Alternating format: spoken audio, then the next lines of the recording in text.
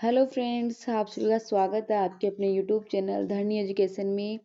देखिए दोस्तों, आज आपके लिए लेके आई हूँ मैं आपके हिंदी साहित्य के एमसीक्यूज की 6 नंबर क्लास रहने वाली है दोस्तों। आज आपके 6 नंबर क्लास रहने वाली है दोस्तों। देखिए चलते हैं अपन क्लास की ओर। तो देखिए क्वेश्चन, देखिए आपका पहला क्वेश्चन आ जाता है आपके सामने दोस्तों। देखिए आपका पहला क्वेश्चन क्या कह रहा है कि रामानंद जी के निर्गुण शिष्य में शामिल है। देखिए दोस्तों, इससे पहले आप थोड़ा सा ये जान लो कि रामानंद जी के निर्गुण शिष्य यानी रामान ये कह रहा है कि रामानंद जी के निर्गुण शिष्य। तो निर्गुण शिष्य यानी अपन सोच सकते हैं कि तो निर्गुण शिष्य की अगर बात करें तो निर्गुण भी है फिर तो, और फिर आपके सगुण भी हैं। तो निर्गुण और सगुण दोनों ही आपके जो है दोनों रूप मिल जाएंगे शिष्य के, रामानंद जी के, है ना। तो देखिए ये पूछ रहा है कि रामानंद जी के निर्गुण शिष्य में शामिल नहीं है कबीर, सेन, पीपा, धन्ना और सभी। तो देखिए दोस्तों फटाफट से आंसर दे दीजिए सोच समझ के कि इनमें से आपके निर्गुण शिष्य कौन कौन से हैं रामानंद जी के। तब तक मैं आपको बताती हूँ कि इनके निर्गुण और सगुण दोनों शिष्य कौन कौन थे। तो बात करते हैं इनके। सबसे पहले आ जाते हैं आपके निर्गुण शिष्य। तब तक आप सोच के बताना, तब तक मैं आपको सगुण वाले जो शिष्य हैं इनके वो मैं आपको बता देती हूँ। देखिए दोस्तों, अगर सगुण की बात करें तो सगुण में इनका पहला आ जाता है सुरसुरानंद। कौन आ जाता है? सुरसुरानंद। दूसरा आ जाता है आपके सुरसुरी। देखो इनकी जो है सगुण और निर्गुण दोनों धारा के इनके जो है शिष्य थे। और इसके अलावा इनकी दो जो है महिला शिष्या भी थी। तो महिला शिष्या में एक तो सुरसुरी थी और एक थी पद्मावती। कौन थी? पद्मावती। तो दोस्तों ये आपके वो वाली पद्मावत वाली पद्मावती नहीं है ना, ये अलग है पद्मावती। और सुरसुरानंद, सुरसुरी, पद्मावती और एक है अनंतानंद। कौन सा है दोस्तों? अनंतानंद। एक है अनंतानंद और एक है दोस्तों भावानंद। कौन है दोस्तों? भावानंद। एक है दोस्तों सर्वानंद। कौन है दोस्तों? सर्वानंद।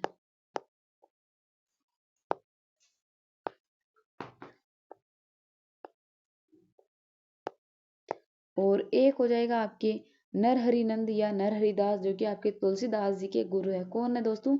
तुलसीदास जी के गुरु। तो हो जाएगा आपके नरहरियानंद भी बोलते हैं इनको, और नरहरिनंद भी बोलते हैं। तो ये तो है दोस्तों इनके कौन से वाले? तो ये है इनके सगुण भक्ति धारा के। कौन सी भक्ति धारा के दोस्तों? सगुण के। और निर्गुण की बात करें दोस्तों तो निर्गुण में इनके आ जाते हैं कबीर, सेन, पीपा, धन्ना और इसके अलावा एक आ जाता है रैदास या रविदास। कौन आ जाता है दोस्तों? रैदास या रविदास। तो दोस्तों इसमें आपके ई ऑप्शन राइट हो जाएगा। ई ऑप्शन आपके राइट आंसर हो जाएगा, क्योंकि इनमें जो है निर्गुण शिष्य सारे इनके निर्गुण शिष्य ही हैं।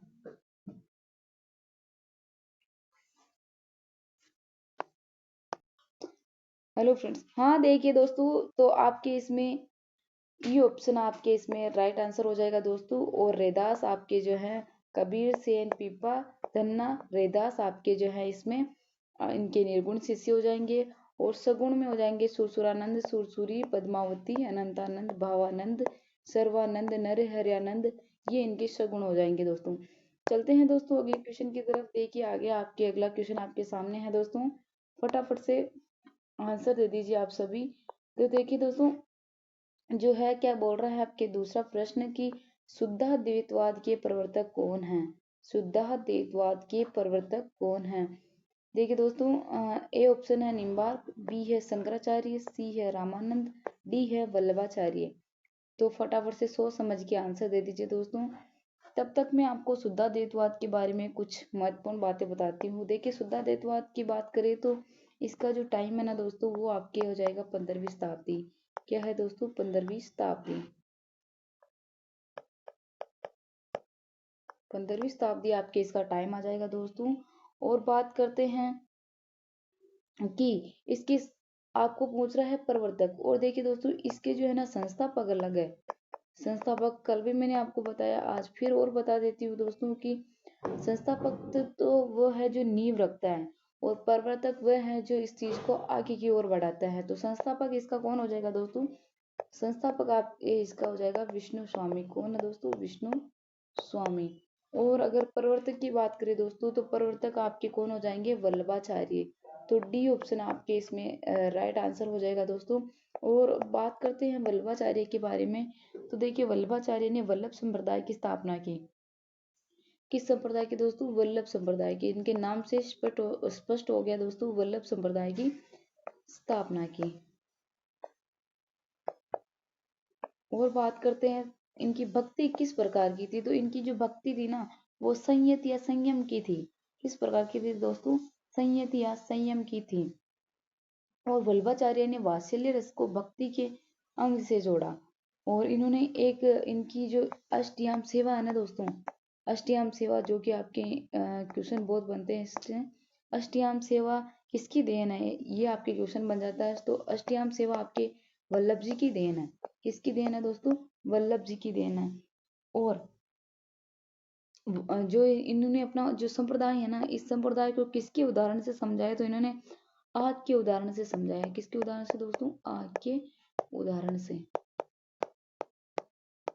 तो देखिए दोस्तों ये हो गए आपके शुद्धाद्वैतवाद और उनके संस्थापक, उनके प्रवर्तक वल्लभाचार्य। वल्लभाचार्य ने वल्लभ संप्रदाय की स्थापना की और अष्टयाम सेवा इनकी देन है। इन्होंने अपने संप्रदाय को आग के उदाहरण से स्पष्ट किया।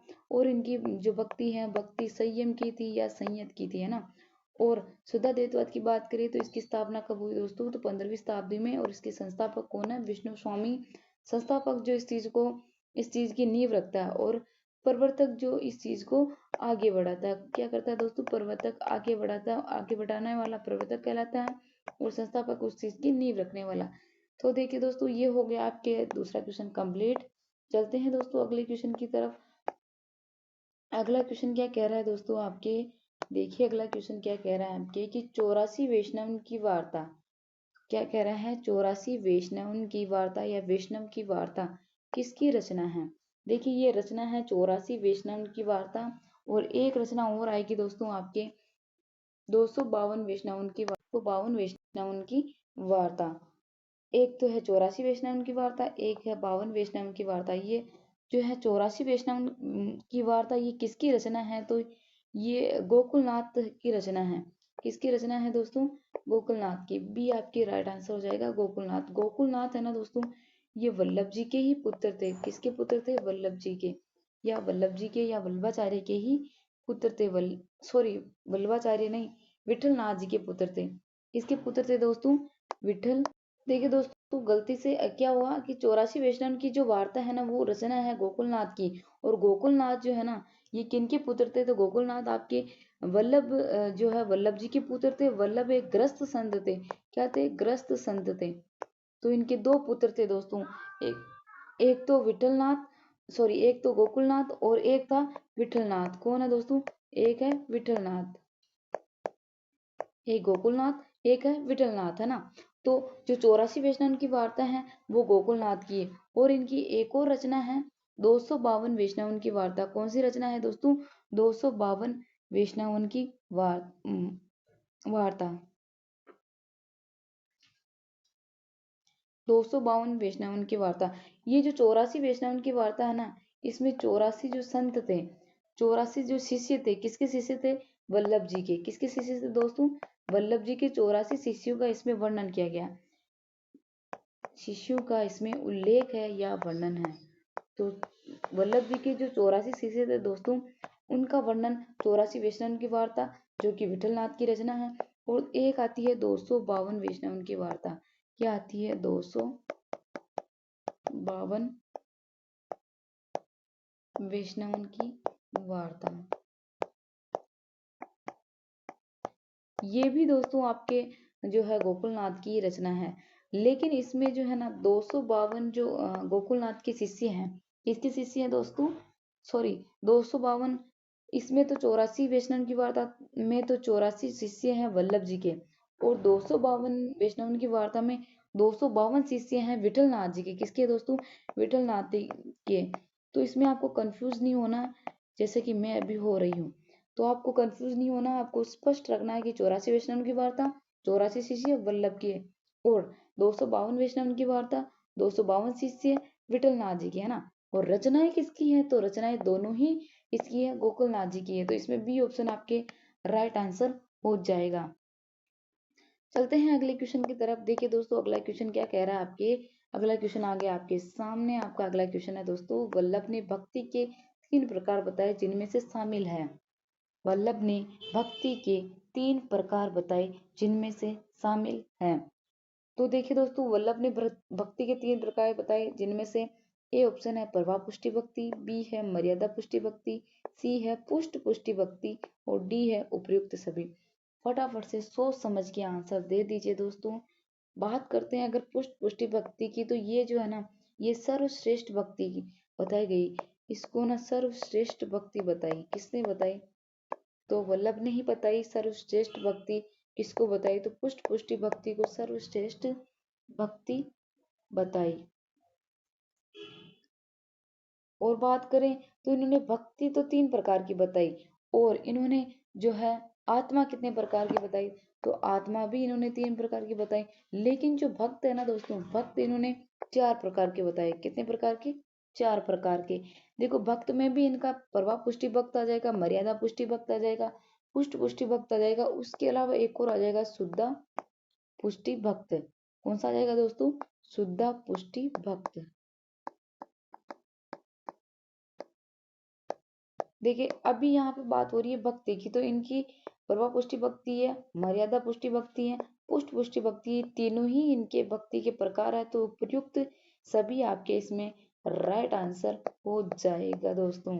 और बात करें तो इन्होंने भक्त के 4 प्रकार बताए, और आत्मा के भी 3 प्रकार बताए, और भक्ति के 3 प्रकार बताए। चलते हैं दोस्तों अगले क्वेश्चन की तरफ। अगला क्वेश्चन आ गया है आपके सामने दोस्तों। अगला क्वेश्चन क्या कह रहा है कि अणुभाष्य किसकी रचना है। देखिए दोस्तों अणुभाष्य किसकी रचना है। अगर बात करें तो आपके ए ऑप्शन है विठलनाथ, बी है गोकुलनाथ, सी है वल्लभ, डी ऑप्शन है रामानंद।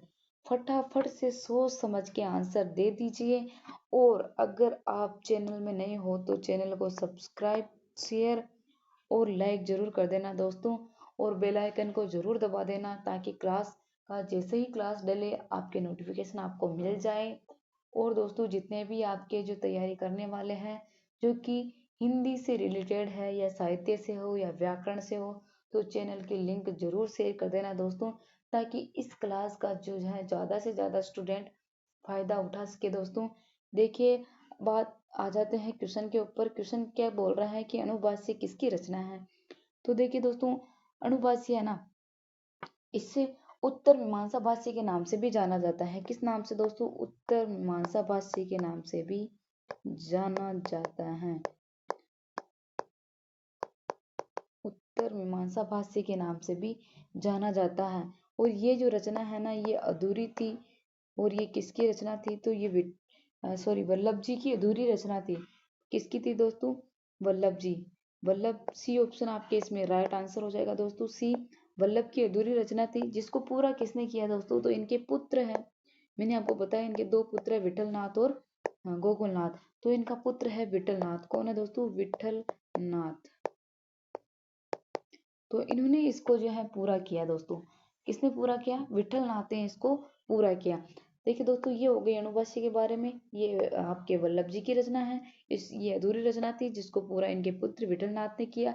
और इस रचना को उत्तर मीमांसा भाष्य के नाम से भी जाना जाता है। चलते हैं दोस्तों अगले क्वेश्चन की तरफ। लो आ गया आपके सामने आपका अगला क्वेश्चन। फटाफट से आंसर दे दीजिए दोस्तों कि ये क्वेश्चन क्या बोल रहा है कि राधा वल्लभ संप्रदाय का प्रधान केंद्र कहाँ पे है। क्या बोल रहा है दोस्तों कि राधा वल्लभ संप्रदाय का प्रधान केंद्र कहाँ पे है। सबसे पहले तो बात करते हैं कि राधा वल्लभ संप्रदाय क्या था और इसके प्रवर्तक कौन है। तो फटाफट से आप सोच समझ के आंसर दे दीजिए। फिर मैं आपके जो है राधा वल्लभ के ऊपर पूरी संपूर्ण तरीके से चर्चा करती हूँ। आपके सामने सिर्फ है जो 1 मिनट का समय है, आप सोच समझ के आंसर मुझे दे दीजिए।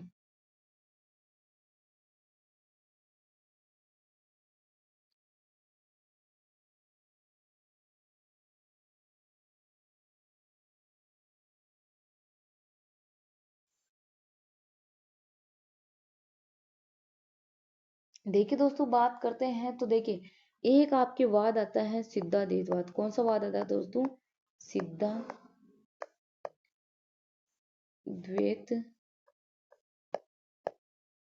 कौन सा आता है दोस्तों? सिद्धाद्वैतवाद, जिसके प्रवर्तक हैं हित हरिवंश।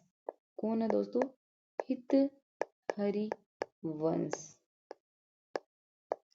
क्या आता है कि दोस्तों, जो है माना जाता है कि एक बार क्या हुआ कि हित हरिवंश जो है ना, इसके प्रवर्तक, उनको जो है सपने के अंदर राधा जी आती हैं, और सपने में इन्होंने इनके सपने में राधा जी आती है, और राधा जी आकर के सपने में कहती हैं कि इन्होंने घर की खुदवाई करवाई, जिसमें कृष्ण की मूर्ति मिली। क्या क्या मिली? इन्होंने इनके सपने में राधा जी आती है, और राधा जी क्या कहते हैं कि इन्होंने अपने घर की खुदवाई करी, जिसमें कृष्ण की मूर्ति मिली। इस संप्रदाय में कृष्ण का उपास्य नाम क्या था? राधा वल्लभ। क्या नाम था दोस्तों? राधा वल्लभ। क्या होता है कि जो हित हरिवंश है, उनके सपने में राधा जी आती हैं, और इन्होंने उस सपने के अनुसार अपने घर की खुदवाई करवाई, जिसमें कृष्ण की मूर्ति निकलती है। क्या निकलती है? कृष्ण की मूर्ति निकलती है। और जो सिद्धाद्वैतवाद जो संप्रदाय है, इस संप्रदाय में जो है, जो कृष्ण का जो उपास्य नाम था, क्या किसका नाम दोस्तों? कृष्ण का उपास्य नाम क्या था दोस्तों? राधा वल्लभ। सॉरी, राधा वल्लभ। क्या नाम था? कृष्ण का उपास्य नाम था राधा वल्लभ। तो राधा वल्लभ, इसमें कृष्ण का उपास्य नाम था। इस संप्रदाय में क्या कहते हैं कि राधा का कृष्ण से विग्रह नहीं होता। क्या नहीं होता है? राधा का कृष्ण से विग्रह नहीं बताया गया इसमें, लेकिन इसमें बताया गया है कि स्वर्ण पत्र पर श्री राधा शब्द अंकित है। क्या है? स्वर्ण पत्र पर श्री राधा शब्द अंकित है। किस पे है दोस्तों? स्वर्ण पत्र पर श्री राधा नाम या राधा शब्द अंकित है। और इस शब्द की ये जो राधा वल्लभ संप्रदाय है, इसकी जो पहचान कैसे की जाती है दोस्तों? इसमें तिलक जो लगाया जाता है ना, तिलक, वो त्रिकुटी से भाल तक तिलक लगाकर उसमें एक काली बिंदी लगाई जाती है। क्या लगाई जाती है दोस्तों? भाल से त्रिकुटी तक उसके बीच में एक काली बिंदी लगाई जाती है, जो किसका प्रतीक है? जो राधा का प्रतीक है। किसका प्रतीक है दोस्तों? राधा का प्रतीक है। तो ये सिद्धाद्वैतवाद से ही राधा वल्लभ संप्रदाय निकला। और राधा वल्लभ संप्रदाय के अगर प्रधान केंद्र की बात करें दोस्तों, तो वो हो जाएगा आपके वृंदावन। क्या हो जाएगा दोस्तों? वृंदावन। तो सी ऑप्शन आपके इसमें राइट आंसर हो जाएगा कि राधा वल्लभ संप्रदाय का प्रधान केंद्र कहाँ पे है? वृंदावन। ये सिद्धाद्वैतवाद के अंदर कृष्ण का उपास्य नाम था, जिसमें कृष्ण का उपास्य नाम क्या दिया गया? राधा वल्लभ दिया गया। और जो सिद्धाद्वैतवाद है, इसके प्रवर्तक है हित हरिवंश। और इस वाद के अंदर कृष्ण और राधा का विग्रह न बताकर कृष्ण का नाम स्वर्ण पत्र पर लिखा गया। और इसमें जो बाल से त्रिकुटी तक जो तिलक लगाया जाता है, उसके अंदर जो काली बिंदी होती है, वो राधा का प्रतीक मानी जाती है। चलते हैं दोस्तों अगले क्वेश्चन की तरफ। ठीक है दोस्तों, कोशिश पूरी कर रही हूँ कि आपके जो है मैं क्वेश्चनों का एनालिसिस करा सकूं, मतलब जितने भी चारों ऑप्शन है उसका पूरा पूरा एनालिसिस करा सकूं दोस्तों। देखिए 7 नंबर क्वेश्चन क्या कह रहा है कि वल्लभाचार्य ने निम्न में से सबसे निकृष्ट या बुरी आत्मा किसे माना? अपन ने बात कर ली ही कि अपन ने बात की थी कि जो वल्लभ है, उन्होंने 3 प्रकार की भक्ति बताई, और 4 प्रकार के भक्त बताए, और 3 प्रकार की भक्ति बताई, है ना। तो भक्ति की तो अपन ने बात कर ली कि उन्होंने प्रभा पुष्टि, मर्यादा पुष्टि, पुष्ट पुष्टि। और भक्त की भी बात कर ली कि उन्होंने प्रभा पुष्टि, मर्यादा पुष्टि भक्त, पुष्ट पुष्टि भक्त, और शुद्धा पुष्टि भक्त। और सबसे जो सर्वश्रेष्ठ जो भक्त बताया, वो बताया था शुद्धा पुष्टि भक्त बताया था। और सबसे श्रेष्ठ जो भक्ति बताई, वो बताई थी पुष्ट पुष्टि भक्ति को। अब यहाँ बात कर रहा है कि आत्मा कौन कौन सी बताई। तो इन्होंने 3 प्रकार की आत्मा बताई। अब 3 प्रकार की आत्मा कौन कौन सी थी? कि मुक्ति योगिनी, नित्य संसारनी, तमो योगिनी, या इनमें से कोई नहीं। तो फटाफट से आप सोच समझ के आंसर दे दीजिए दोस्तों। देखिए दोस्तों, अगर बात करें कि तमो योगिनी की बात करें, तो ये जो सबसे सॉरी, मुक्ति योगिनी की बात करें, तो मुक्ति योगिनी जो है ना, ये सर्वश्रेष्ठ आत्मा है। कैसी आत्मा दोस्तों? सर्वश्रेष्ठ आत्मा किसे बताया गया? मुक्ति योगिनी की। लेकिन जो तमो योगिनी है ना दोस्तों, इसे सबसे निकृष्ट निकृष्ट या बुरी आत्मा बताया गया है। कैसे बताया गया दोस्तों?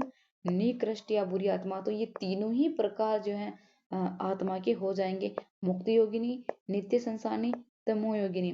तो वल्लभ ने 3 प्रकार की है जो आत्मा बताई, मुक्ति योगिनी, नित्य योगिनी, सॉरी मुक्ति योगिनी, नित्य संसारनी, तमो योगिनी, जिनमें सर्वश्रेष्ठ जो है वो तो आपकी मुक्ति योगिनी हो जाएगी, और सबसे जो निकृष्ट या बुरी आत्मा है वो आ जाएगी आपकी तमो योगिनी। तो देखिए दोस्तों, ये हो गई वल्लभ जी की भक्ति के प्रकार।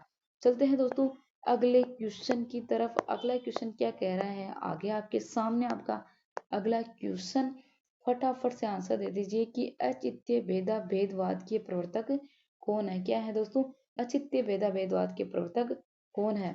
ए ऑप्शन है हरिदास जी, बी ऑप्शन है वल्लभाचार्य, सी ऑप्शन है चैतन्य महाप्रभु, डी ऑप्शन है रामानंद। फटाफट से सोच समझ के आंसर दे दीजिए दोस्तों, आपके पास सिर्फ 1 मिनट का टाइम है दोस्तों, फटाफट से आंसर दे दीजिए।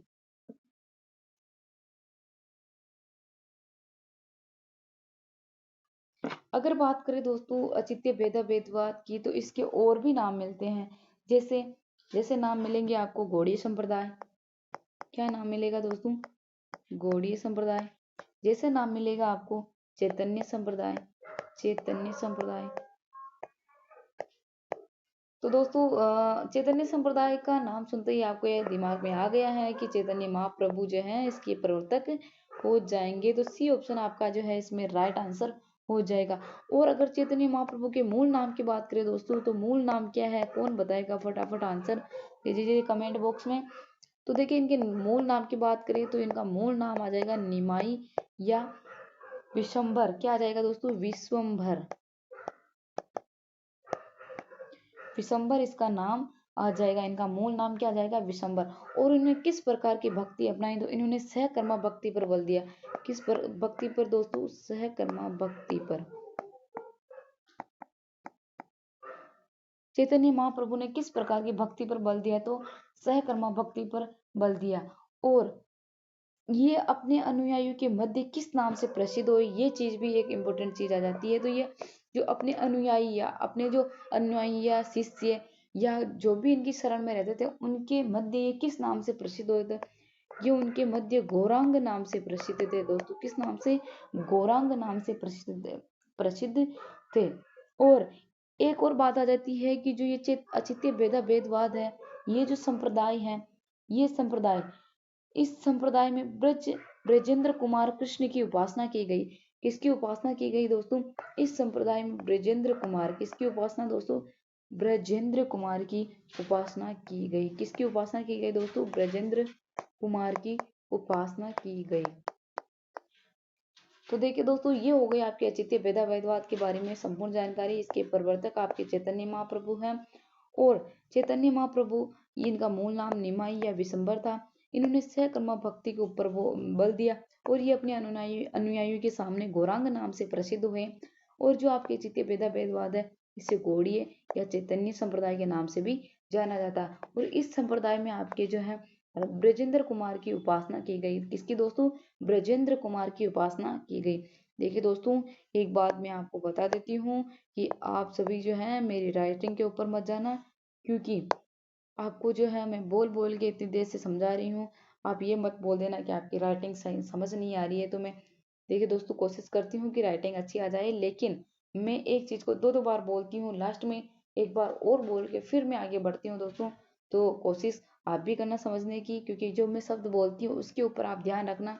क्या है कि टेक्निकल जमाना है, इसमें शक्ल नहीं दिखा सकती, लेकिन वो सारी चीज आपको दिखा सकती हूँ जो आपके काम की है। देखिए दोस्तों, बात करते हैं नवे क्वेश्चन की। नवा क्वेश्चन क्या बोल रहा है आपके कि हरिदासी संप्रदाय का प्रधान केंद्र कहाँ पर है।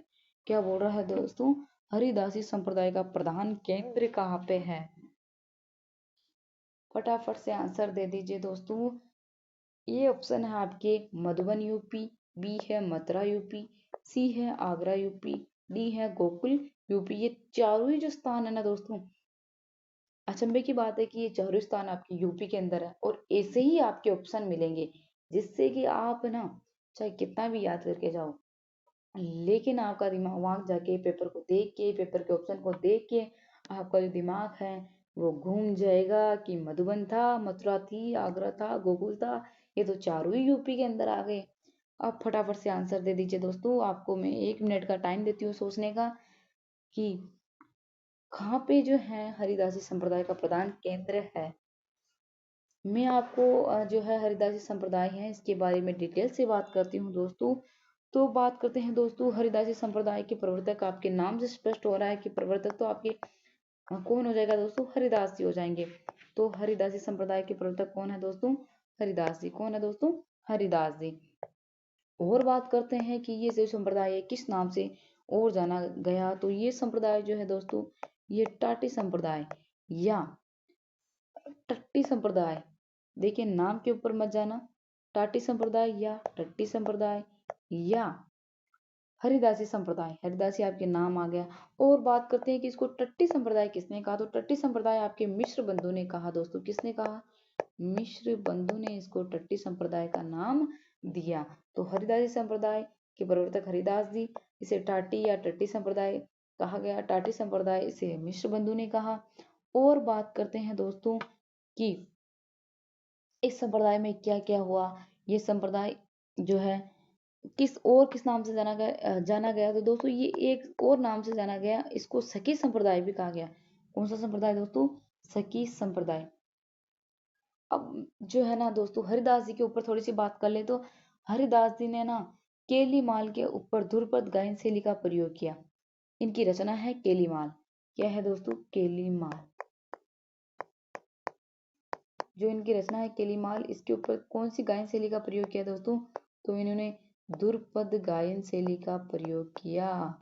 किसका, ध्रुपद गायन शैली। ये ध्रुपद एक गायन शैली है जिसका इन्होंने प्रयोग किया। और एक और बात करते हैं कि जो आपके हरिदासी संप्रदाय था ना दोस्तों, ये किस संप्रदाय से संबंधित था या किस संप्रदाय से प्रभावित था। तो ये जो संप्रदाय है ना, ये द्वैताद्वैतवाद से सबसे ज्यादा प्रभावित था। द्वैतवाद से प्रभावित था। किससे दोस्तों, द्वैतवाद से ये जो है प्रभावित था। और इसमें किस की उपासना की गई दोस्तों, तो इसमें निकुंज बिहारी कृष्ण की उपासना की गई। किसकी दोस्तों, निकुंज बिहारी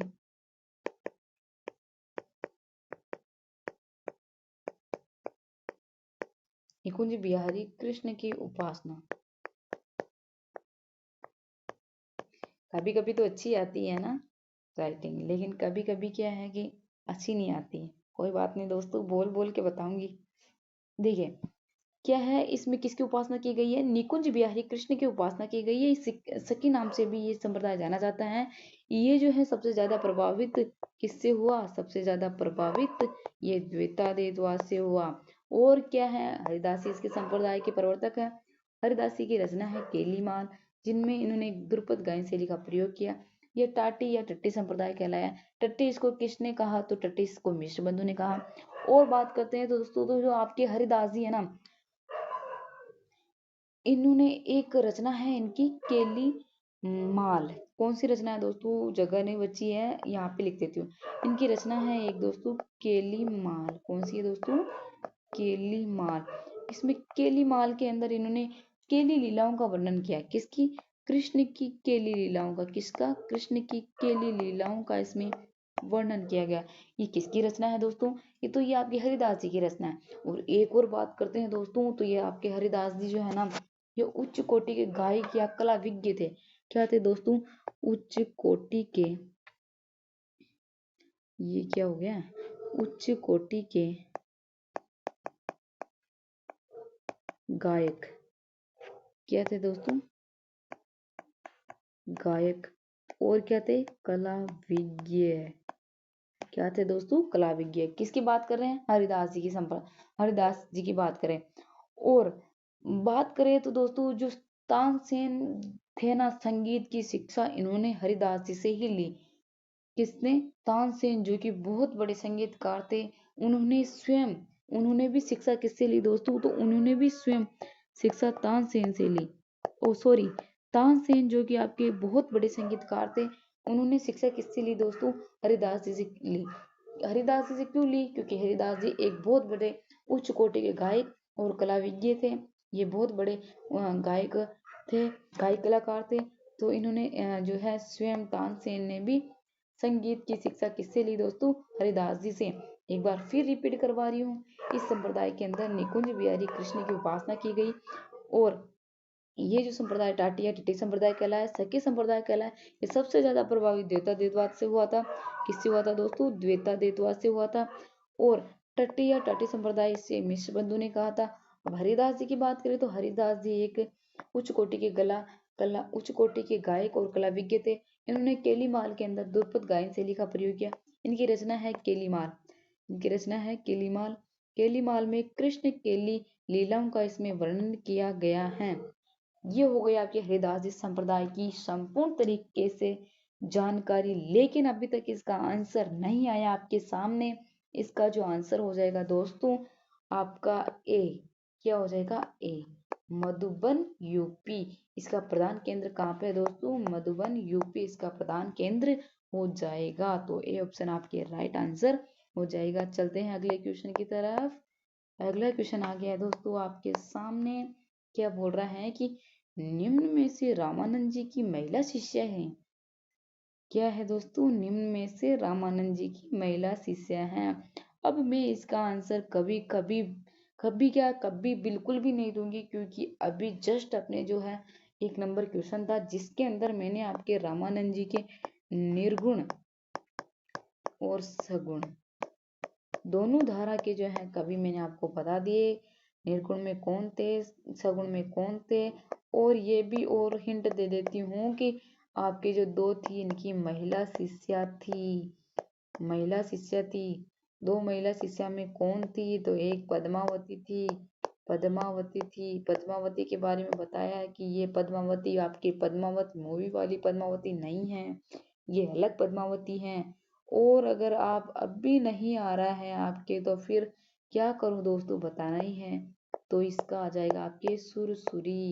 कौन आ जाएगा दोस्तों? सुरसुरी। तो डी ऑप्शन आपके राइट आंसर हो जाएगा। ये हैं आज के आपकी जो है एमसीक्यूज की जो है क्लास दोस्तों। और लास्ट बार और कह रही हूँ कि क्लास अगर चैनल में नहीं हो तो सब्सक्राइब कर देना, शेयर भी कर देना। अकेले अकेले मत पढ़ना, क्योंकि अकेले पढ़ने से पार नहीं पड़ेगी दोस्तों। सबको साथ लेके चलना है अपने को। तो शेयर भी कर देना दोस्तों, जो कि आपके बहुत सारे ऐसे स्टूडेंट हैं, बहुत सारे आपके ऐसे फ्रेंड है जो बेचारे जो हैं महंगे महंगे कोर्स लेने से वंचित हैं, जिनकी आर्थिक स्थिति कमजोर है दोस्तों। मैं जो है ना खुद नोट्स तैयार किए हैं मैंने, और मैं इसमें पूरा जो है आपके साहित्य आदि काल से लेके दोस्तों आपके कविता जो कहानी विधा उपन्यास विधा सब तरीके से मैं आपके सारे काल वगैरह सब करवाऊंगी दोस्तों। और गारंटी है मेरी, मैं आपको विश्वास दिलाती हूँ कि जो आपकी ये जो क्लास है ना वो मैं आपके बीच में नहीं छोड़ूंगी। मैं आपके इसमें पूरा जो पूरा साहित्य है ना दोस्तों, चाहे आपके पेपर आ जाए चाहे कुछ भी आ जाए। अगर अभी तो अपन बहुत धीमी गति से चल रहे हैं। किससे चल रहे हैं दोस्तों? धीमी गति से। क्योंकि मैं चाह रही हूँ कि चाहे मैं क्वेश्चन 10 ही लेके आऊंगी, लेकिन ये 10 क्वेश्चनों में शायद मैंने दोस्तों आपके 100 क्वेश्चन के जो है क्वेश्चन करवा दिए। अगर आप अब भी नहीं समझ रहे हो तो और देख लेना। आपसे यही रिक्वेस्ट है दोस्तों कि आप जो है क्लास को शेयर कर देना दोस्तों, क्योंकि आप जो है आपके और भी दोस्त इस क्लास का फ़ायदा उठा सके दोस्तों। मैंने आपके पूरी थ्योरी करवा रखी है इसी चैनल पे, और इसी चैनल पे मैं जो है आपके आदिकाल से लेकर आपके लास्ट उपन्यास विधा तक मैं आपके ये सारी करवाऊंगी दोस्तों, साहित्य कंप्लीट। और मैं आपके काव्य शास्त्र भी करवाऊंगी दोस्तों। और आपके इसमें जो है व्याकरण भी साथ के साथ चल रही है। और इसमें आपके पशु परिचर की भी क्लासेस लग रही है दोस्तों। तो आपको जो है बिल्कुल भी करने की जरूरत नहीं है दोस्तों। चाहे ठीक है दोस्तों, आज की आपकी क्लास यहीं समाप्त होती है। मिलते हैं कल अपनी नई क्लास के साथ में। तब तक के लिए सभी को बहुत बहुत धन्यवाद।